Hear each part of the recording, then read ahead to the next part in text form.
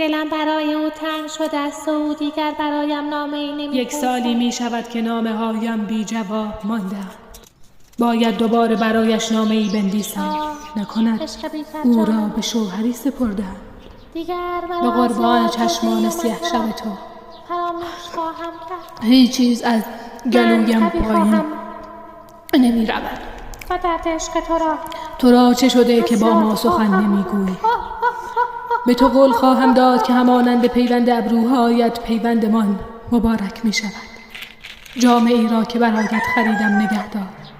به زودی با قاتلی که قرار است بخرم به دنبال تو خواهم آمد. 100 نامه فرستادم، 100 راه نشان دادم، یا راه نمیدانی یا نامه نمیخوانی. دوستدار شما سیبیل الدوله.